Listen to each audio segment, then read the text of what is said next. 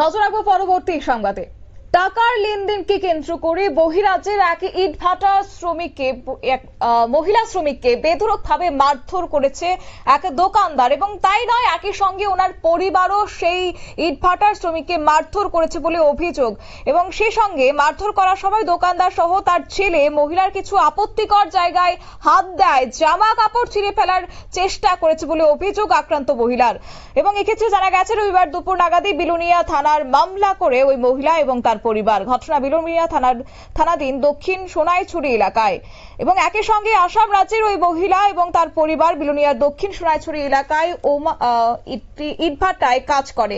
ওই মহিলা এলাকার স্থানীয় শিবু মজুমদারের দোকানে সপ্তাহে অনুযায়ী বাকিতে জিনিস নিয়ে যায়। প্রতি সপ্তাহে ভাটার পেমেন্ট হলে প্রতি সপ্তাহে তা পরিশোধ করে দেয়, কিন্তু মহিলা ও তার পরিবারের অভিযোগ টাকা দেওয়া সত্ত্বেও দোকান মালিক খাতায় তাদের নামে বেশি টাকা বাকি লিখে রাখে।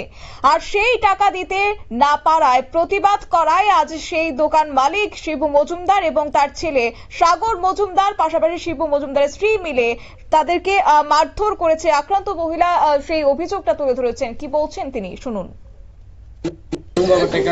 বাবু লোক দিছে, বাবু ঘরে গেছে, দোকানদারে বাকি দিছে লোকের। আমরা একবার বাকি ক্লিয়ার করছি, বাকি ক্লিয়ার করার পর দোকানদারে করছি, দোকানদার বাকি সাকে দেন না, এইসব কোন যদি বাকি দেন তো আমরা এসব বুঝতাম না।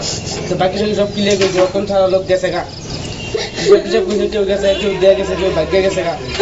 তো আমরা তো অন্য কাজ খাই গেছে, এই কারণে আমরা ধরে মারছে, আমার বোনের মারছে, আমার বোন, আমার মারে সবাই ধরে মারছে। মোবাইল সবাই টানি লিয়ে গেছে, আমার বোনের মোবাইলটা বুকের ভিতরে আসলে এখান থেকে টাইনে মোবাইল বাই করে লিয়ে গেছে। নাম কি যে করছে? শিব দত্ত আর সাগর দত্ত। তারা কি করে পেশে?